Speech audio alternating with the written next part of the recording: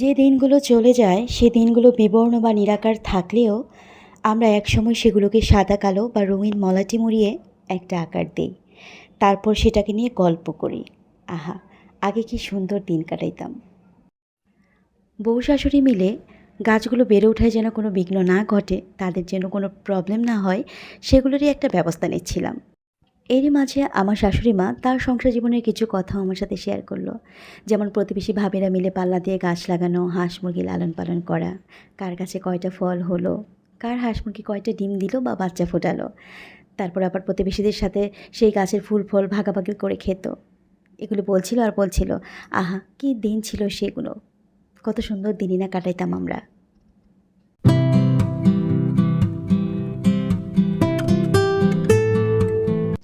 শাশুড়ি মায়ের কাছ থেকে এই কথাগুলো শুনছিলাম আর মনে মনে ভাবছিলাম, একটা সময় আমারও বয়স হবে, হয়তোবা আমিও আমার ছেলের বউ এবং আমার নাতি নাতনিদেরকে পাশে বসিয়ে আমার শাশুড়ি মায়ের মতো একই গল্প তাদের সাথে করব। আমাদের সময় এটা ছিল, আমাদের সময় ওটা ছিল, এটা করতাম সেটা করতাম। আহারে, আগে কি সুন্দর দিন কাটাইতাম। হ্যালো যারা দেখছেন এবং শুনছেন, আসসালামু আলাইকুম and welcome back to my channel. কেমন আছেন সবাই? আশা করছি আল্লাহ পাকের অশেষ রহমতে সবাই ভালো আছেন। আমরাও ভালো আছি, আলহামদুলিল্লাহ। বউ শাশুড়ি মিলে বারান্দা বাগানের অল্প স্বল্প পরিচর্যা করে আমি তো চলে এলাম সোজা রান্নাঘরে। বউ শাশুড়ি মিলে গল্প করতে করতে বেলা যে অনেকটা গড়িয়ে গেছে সেই খেয়াল কারোরই ছিল না। তারপরে হঠাৎ ঘড়ির দিকে তাকিয়ে দেখলাম যে অনেকটা সময় হয়ে গেছে। ঝটপট করে আমি সব কেটে গুছিয়ে নিচ্ছি, কারণ কাটাকাটি করা থাকলে রান্না হতে বেশি সময় লাগে না। আর তাই কেটে গোছানোটা হচ্ছে সবচেয়ে বেশি ইম্পর্ট্যান্ট একটা কাজ। একটা বড় লাউ নিয়েছিলাম রান্না করার জন্য, মনে হলো যে না, এই পুরোটা রান্না করলে বেশি হয়ে যাবে, তার চেয়ে বরং অর্ধেকটা রেখে দিয়ে অর্ধেকটা রান্না করি। তো অর্ধেকটা আমি ফ্রিজে রেখে বাকি অর্ধেকটা লাউ এখন আমি কেটে নিচ্ছি। মাঝে মাঝে আমাদের কি হয় জানেন, আমি আর আমার শাশুড়ি মা যখন আমরা গল্প করতে নেই, উনি হচ্ছে গিয়ে ওনার সেই সংসার জীবনের স্মৃতিচারণগুলো আমার সাথে করে, খুব নস্টালজিয়া হয়ে পড়ে, বলতেই থাকে, মনে বলতেই থাকে। তা আমি অবাক হয়ে শুনতেই থাকি আর ভাবে আমার জীবনেও একটা সময় আসবে, তখন হচ্ছে আমার ছেলের পুরো এরকম কাজকর্ম করবে, আমিও হয়তো বা ওদের পিছনে পিছনে ঘুরবো আর এই গল্পগুলো ওদেরকে শোনাবো। কি একটা অন্যরকম একটা অনুভূতি, তাই না? ভালোই লাগে, আসলে আমার কাছে বেশ ভালো লাগে। তো এইভাবে করে দুজনে খুব গল্পে মেতে উঠি আর সময়ের খেয়াল থাকে না। তো আমার উনি এসে বলে যে, তোমরা বউ শাশুড়ি যখন গল্প করতে নাও তোমাদের আর কিছু খেয়াল থাকে না, এত গল্পবাজ কেন তোমরা?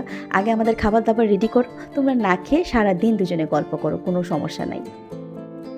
আর আমি আমার শাশুড়িমাকে কী বলি জানেন? যে মা, দেখেছেন, আপনার ছেলের কাছে পেটের শান্তিটাই বড় শান্তি। আমরা দুজনে গল্প করছি, আমাদের যে একটা মনের শান্তি, মানসিক শান্তি, সেই জিনিসটার কোনো দাম তাদের কাছে নেই, আমাদের ইমোশনের কোনো মূল্য নেই। দেখেছেন কেমন? আজকে যদি আমি রান্না না করি তারপর কেমন হবে বলেন তো? আমার শাশুড়ি ভাবে কি আমি সিরিয়াসলি বলেছি। তখন বলে, না না বাবা, আমার কথার জালেই আমি তোমাকে ফাঁসিয়েছি, আমার গল্পের জালেই তুমি পড়েছ, চলো আমি তোমার সাথে সাথে কেটে কুটে দিব, তুমি তাড়াতাড়ি রান্না করো। তা নাহলে দেখা যাবে আজকে আমার ছেলে আবার না খেয়ে থাকবে। তো আমি আমার শাশুড়িমাকে কী বললাম জানেন? যে আপনি আপনার একটা ছেলের চিন্তায় শেষ হয়ে যাচ্ছেন, আমার দুইটা ছেলে, আমার চিন্তা আপনার চাইতে ডাবল। কারণ আমার দুইটা ছেলের মুখে আমার খাবার দিতে হবে। আমার 2 ছেলের জন্য তো আমি অবশ্যই রান্না করব। ঠিক আছে, আপনার ছেলেকে আমার 2 ছেলের খাবার ওখান থেকে কিছুটা ভাগ না হয় দিয়েই দিব। তো এই কথা বলে আমি বললাম যে আমি যাচ্ছি আমার 2 ছেলের জন্য রান্না করতে। তখন আমার শাশুড়ি মা বলছে, ও তুমি এতক্ষণ আমার সাথে তুমি মজা করছিলে, আমি ভাবলাম তুমি মনে হয় এটা সিরিয়াসলি বলছিলে, আজকে সত্যি মনে হয় তুমি রান্না করবে না, যেহেতু আমার ছেলে এসে বলেছে আমরা গল্পে মজে থাকি, হয়তোবা তুমি রাগ করেছো। তো আমি বললাম যে আপনার ছেলেও মজা করে বলেছে আর আমি এটা বুঝতে পেরেছি, এর জন্য আমিও একটু মজা নিলাম। অলরেডি আমি চুলায় ডাল সিদ্ধ বসিয়ে দিয়ে এসেছি, মুরগি আমার ভিজানোই আছে, শুধু কিছু কাটাকুটি করতে হবে। সেটা করতে আর কতক্ষণ, না হয় হলোই একটু দেরি। আসলে এক এক সময় না মানুষের কথা বলার মুড আসতে হয়, সবসময় কিন্তু মানুষ কথা বলতে পারে না। তো এমনই একটা দিন ছিল, আমার শাশুড়ি মাকে আমি দেখছিলাম সে অনেক বেশি নস্টালজিয়া হয়ে গিয়েছিল এবং সে তার সেই সংসার জীবনের স্মৃতিগুলো আমার সাথে একের পর এক বলেই চলেছে, থামছিল না। তো আমি ভাবলাম যে না, তাকে বলতে দেওয়া উচিত, একটু বলুক। কেউ যখন কথা বলতে চায়, কারোর সাথে কিছু শেয়ার করতে চায়, আমি মনে করি তাকে বলতে দেওয়া উচিত এবং মনোযোগ সহকারে সেটা শোনা উচিত যার কাছে বলছে তার। তাহলে তার মনটাও একটু হালকা হয়, তার ভালো লাগে, সে একটা মানসিক শান্তি পায়।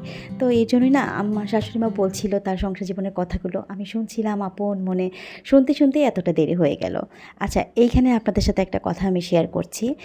মুরগিগুলো আমি কেটে নিচ্ছি। মুরগি এই যে গলাটা আছে না, অনেক সময় খাওয়ার পরে দেখা হয় কি যে গলাটা আস্তে করে ভেঙে টান দিলে ভিতর থেকে একটা মোটা রগের মতো বের হয়। এই জিনিসটা আমার কাছে একদম অরুচিকর একটা ব্যাপার। এটা আমার একেবারেই ভালো লাগে না। আর তাই সবসময় আমি এভাবে করে একটা শিকের মাধ্যমে ভিতর থেকে রগটা বের করে দেই। তাহলে আর এই যে খাওয়ার সময় দেখবেন যে গলাটাকে যখন ভাঙা হয় ওই মোটা রগটা আর থাকে না। তো আমি কিন্তু এই প্রসেসেই সবসময় এটা করে থাকি।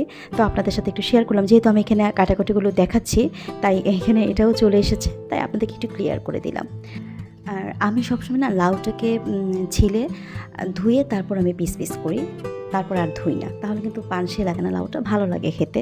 বেশিরভাগ সবজিগুলো আমি এভাবে করেই কাটার চেষ্টা করি, কাটার আগে ছিলে ভালো মতো ধুয়ে নিই, তারপর আমি পিস পিস করি। আচ্ছা, কাটাকুটি শেষ করে মাংসগুলোও ধুয়ে ফেলেছি, ধুয়ে সব গুছিয়ে তো আমি একটা বিরতি নেওয়ার জন্য চলে আসলাম। কারণ আমি সবসময় বিরতি নিয়ে কাজ করতে পছন্দ করি, একটানা কখনোই আমি কাজ করি না। দেখা গেল রান্নার জন্য সব কেটে গুছিয়ে নিলাম, তারপরে একটা বিরতি নেই, কিছু সময় বিরতি নেই, এই মাঝখানে আমি দেখা গেল একটু ফল কেটে নেই, সেই সাথে শরবত কিংবা আইসক্রিম এই টাইপের কিছু খাবার খাই। তবে বিরতি আমাকে নিতেই হবে, কখনোই আমি একটানা কাজ করতে পছন্দ করি না। তো আজকের বিরতিতে আমাদের যেটা থাকছে সেটা হচ্ছে টক দইয়ের শরবত। আর টক দইয়ের শরবতটা কিন্তু এই গরমে শরীর ঠান্ডা রাখতে অনেক বেশি হেল্প করে। একদম সিম্পল ওয়েতেই বানানো, এক টুকরো লেবুর রস, একটু বিট লবণ আর পিঙ্ক সল্ট, পরিমাণ মতো পানি, বাস ব্লেন্ড করে নিয়েছি। একটা সল্টি ভাব আসে, খেতে কিন্তু অসাধারণ। শরবতগুলো গ্লাসে ঢেলে নিয়ে আবার গ্লাসটা একটু ডেকোরেশনও করে নিয়েছি। আর আজকে আমার এই বিরতির সঙ্গী হচ্ছে আমার শাশুড়ি মা। তো আমার শাশুড়িমা বলছিল যে দুজনের জন্য আবার গ্লাস সাজাতে হয়, কী দরকার ছিল। আমি বলছি আমাদেরকে কে দেবে সাজিয়ে, আমরা যদি রেস্টুরেন্টে যাই টাকা পে করে আসি ওইটার একটু সাজিয়ে গুছিয়ে সামনে দেয়, আর বাড়িতে থাকলে তো আমাদের সব কিছু সাজিয়ে পরিপূর্ণ করে আপনার ছেলের সামনে আর আমার ছেলেদের সামনে দিতে হয়। ঠিক আছে, আজকে না হয় নিজেরা একটু সাজিয়ে গুছিয়ে নিজেদের মতো করে সময়টা কাটালাম, কি এসে যায় তাতে। তো আমার শাশুড়িমা খুবই লজ্জা পাচ্ছিল, যেহেতু আমি তার দিকে ফার্স্ট টাইম ক্যামেরা টেনেছি। বললো তুমি কিন্তু আমার চেহারা দেখাবে না, বেশি দেখাবে না। তো আমি বললাম কোনো সমস্যা নেই, অল্প একটুই আসবেন, কিচ্ছু হবে না। পরে বললো যে সব সময় কিন্তু আমাকে আনবে না, আমার কেন যেন লজ্জা লাগে। তো আমি বললাম আমি নিজেই তো ক্যামেরার সামনে যাই না, আপনাকে আমি কেন আনবো, কেন এটা আপনি বুঝতে পারছেন না। তো যাই হোক, এই সমস্ত আমরা একটু গল্পগুজব করলাম টরলাম, সেই সাথে টক দই শরবতটাও একটু এনজয় করলাম, করে তারপর আমি চলে এসেছি সোজা রান্নাঘরে। তো অলরেডি আমি রান্না বসিয়েও দিয়েছি। মুগ ডাল আর লাউ একসাথে প্রেসার কুকারে দিয়ে সিদ্ধ করে নিয়েছি। আর এখানে একটু শুকনো মরিচ, জিরা, তেজপাতা, রসুন, পেঁয়াজ আর একটু আদা বাটা এভাবে একটু ভালো মতো ভেজে নিয়েছি। ভেজে তারপর হচ্ছে আমি মুগ ডালটাকে বাগার দিব। গত ভিডিও আমি সাইলেন্ট ব্লগ দিয়েছি, তো অনেক আপুরাই আমাকে কমেন্ট করেছে যে পরবর্তীতে আমি যেন ভয়েস ছাড়ার ভিডিও না দেই, কারণ আপুদের কাছে এটা গ্রহণযোগ্যতা পাইনি, কারণ তারা আমার কথা অনেক বেশি মিস করছিল। তো থ্যাংক ইউ সো মাচ। আমি আসলে আপনাদের কাছে অনেক বেশি কৃতজ্ঞ যে আপনারা আমার কথা মিস করছেন। সাইলেন্ট ব্লগ দিয়েছি, আপনারা আমার কথা মিস করছেন মানে তো আমাকে মিস করছেন। এত অল্প সময়ে যে আমি আপনাদের মনে কিছুটা হলেও জায়গা করে নিতে পেরেছি, তো এটা আমার কাছে আসলে অনেক বড় একটা পাওয়া। তো অসংখ্য ধন্যবাদ আপু আপনাদের সবাইকে।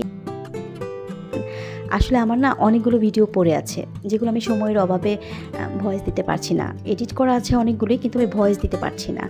আর এর জন্য ভাবলাম যে ওই ভিডিওটা একদম ছোট্ট একটা ভিডিও, এটা না হয় একটু সাইলেন্ট ব্লগই দিয়ে দিই। তো যাই হোক, মাঝে মাঝে একটু এই ধরনের কাজ করা ভালো, এতে করে অন্ততপক্ষে আমি তো বুঝতে পারলাম যে আমার আপুরা আমার কথা কতটুকু মিস করছে। তো না, আমারও ভালো লাগে না, কারণ আমি খুব কথা বলতে পছন্দ করি, গল্প প্রিয় আমি, তাই সাইলেন্ট ব্লগটা আমার কাছেও ভালো লাগে না। আর ওইটা আসলে আমি জাস্ট এমনিতেই দিয়ে দিয়েছিলাম, ওটার আগে পিছিয়ে কিছুই ছিল না, ছোট্ট একটা ভিডিও ছিল, তো তাই ভাবলাম যে একটু দিয়ে দেই, ভিডিওটা নষ্ট করবো তার চেয়ে দিয়ে দেওয়াই ভালো। তো একে একে হচ্ছে আমি সবগুলো ভিডিওরই ভয়েস দিব, দিয়ে আপনাদের সামনে ভিডিওগুলো আমি আপলোড করব, কিন্তু সময় মিলাতে পারছি না বলেই আর কি একটু প্রবলেম হয়ে যাচ্ছে। আর এমনিতেও আমি একটু ভিডিও কমই দিই, শুধুমাত্র টাইম পাস হিসেবেই কিন্তু আমার ইউটিউবে আসা। আমি সপ্তাহে একটা কি দুটো তো খুব কমই দিই, একটাই বেশিরভাগ দেওয়া হয়।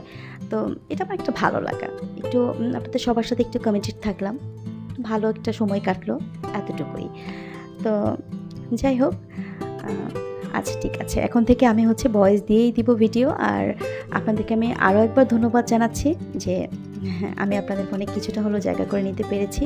আর আপনারা আপনাদের এই আপুটাকে, মানে আপুর কথাগুলোকে খুব মিস করেছেন, এটার জন্য thank you so much, thank you. তো এদিকে হচ্ছে আমি রান্নাটা বসিয়ে দিয়েছি। এটা পাকিস্তানি মুরগি, অবশ্যই আপনারা কে কী বলেন আমি তো জানি না, আমি পাকিস্তানি মুরগি বলি। তো সেটাকে আমি বসিয়ে দিয়েছি, ভুনা করছি আজকে, শুধু লাউ ডাল আর পাকিস্তানি মুরগি ভুনা। তো সবসময় না মুগ ডাল দিয়ে লাউ দিয়ে রান্না করার সময় ডালটা একটু আস্তে আস্তে রাখি, আর আজকে সেটা করিনি। আজকে একটু বেশি গলিয়ে ফেলেছি, কারণ এক এক সময় এক একভাবে ভালো লাগে, সবসময় যে একইভাবে ভালো লাগবে তা তো না। আচ্ছা, মাংসটা তো আমার কষানো হয়ে গিয়েছে, দিয়ে দিলাম আমি কাঁচামরিচ এবং পরিমাণ মতো ঝোল। আর মাংস রান্নার ক্ষেত্রে সবসময় ঝোল দেওয়ার পরে আমি এভাবে করে আবার কিছু কাঁচা পেঁয়াজ দিয়ে দিই, এটাতে না এই তরকারিটা খেতে আরও বেশি ভালো লাগে। তো জিরা গুঁড়াটা দিয়ে একটু ভালো মতো নেড়ে চেড়ে এটাকে আমি ঢেকে রেখে দেবো রান্না হওয়া পর্যন্ত। তাহলে সাথেই থাকুন।